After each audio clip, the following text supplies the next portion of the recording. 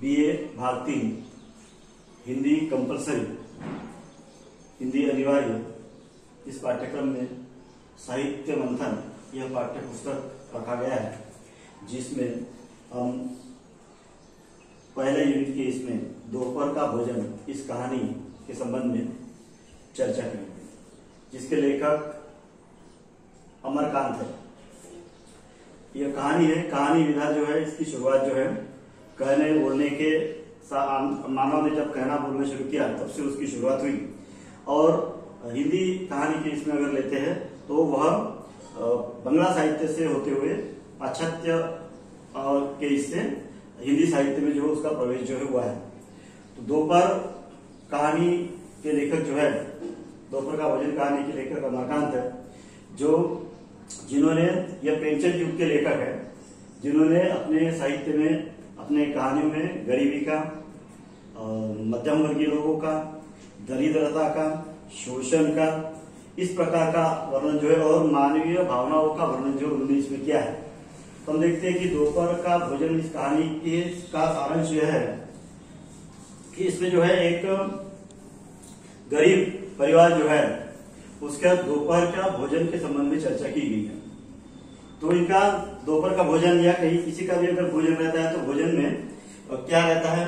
दाल, चावल, रोटी, सब्जी, चटनी, सलाद और इस प्रकार का भोजन सभी सामान्य इसमें रहता है जो शरीर के लिए पोषक हो। लेकिन हम देखते हैं कि यह परिवार जो है बहुत ही गरीब है, एकदम गरीब दरिद्र परिवार है।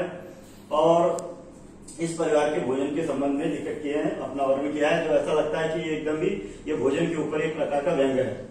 इसमें देखते हैं कि इसके प्रमुख पात्र जो है वह सिद्धेश्वरी है, नायिका है, जिसको हम कहानी की नायिका कह सकते हैं। जो सिद्धेश्वरी जो है यह अधेड़ उम्र की है, जैसे करीबन समझ लीजिए 40 साल की इसकी उम्र है। और यह जो है यह घर में रहती है, घर के काम धंधे करती है। इसके पति का नाम है मुंशी चंद्रिका प्रसाद, जो म्यूनिसिपल कमेटी में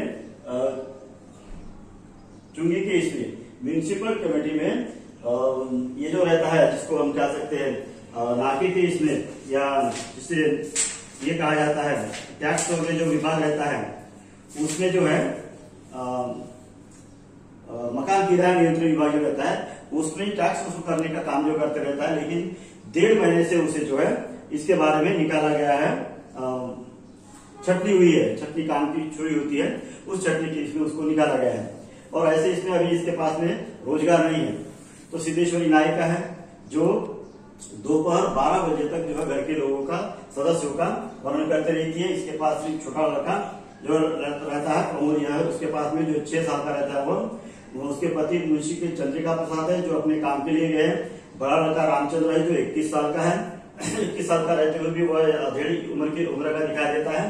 अपने काम के लिए जो है वह भटकते रहता है। और मझला लड़का जो है 10वीं के इसमें जो है इंटर करते रहता है, और ये भी जो है घर के बाहर ही रहता है।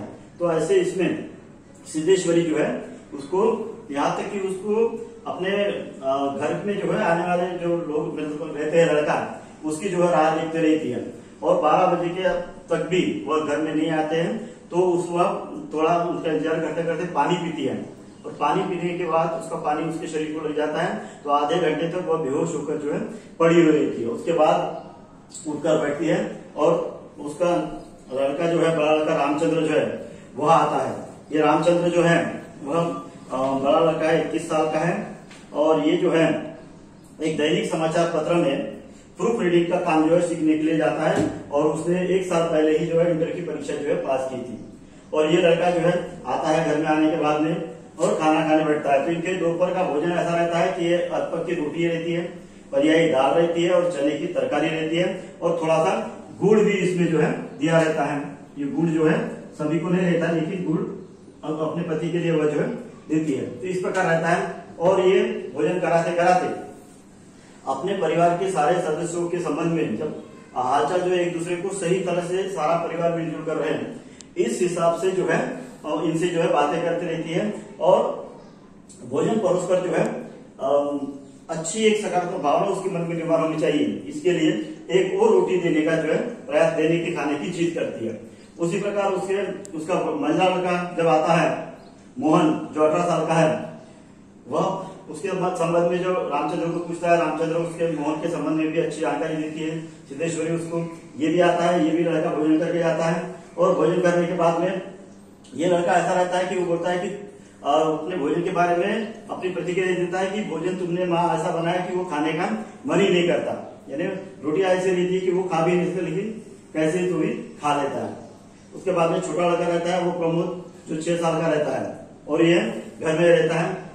इस प्रकार से इनका भोजन रहता है। मुंशी चंद्रिका प्रसाद आते हैं वो आखिर में। तो ऐसा होता है कि ये तीनों लोग जो है, चंद्रिका प्रसाद, रामचंद्र और मोहन, ये तीनों लोग जो है घर के पुरुष सदस्य एक एक करके जो है खाना खाने के लिए बैठते हैं। कोई भी बैठते नहीं है। दोपहर का भोजन करीबन उनका 2 बजे के आसपास जो है 3 बजे के आसपास समाप्त होता है।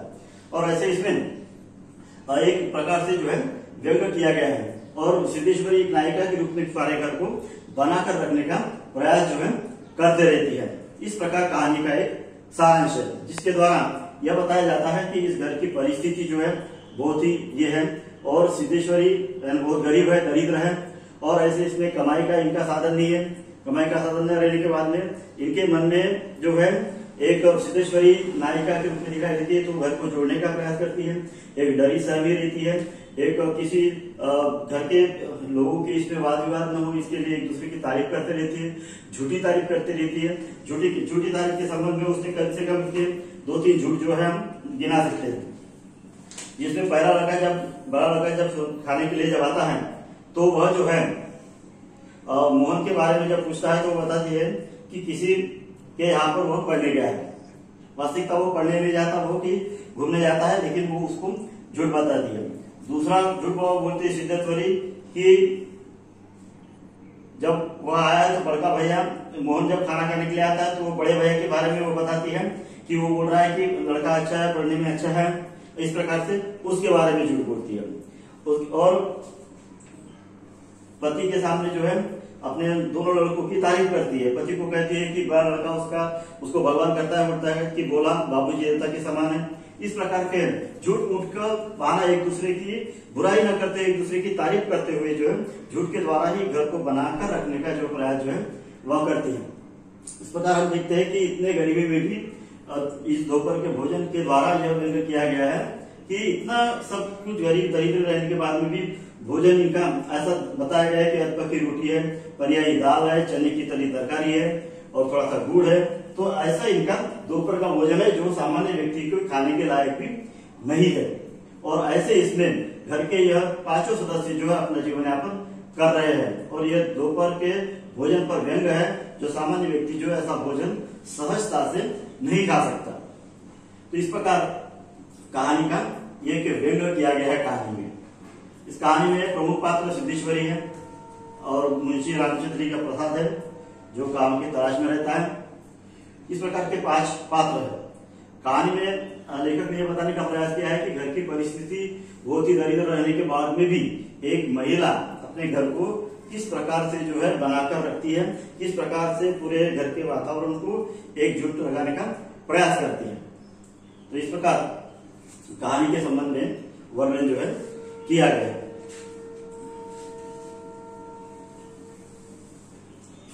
ठीक है, इतना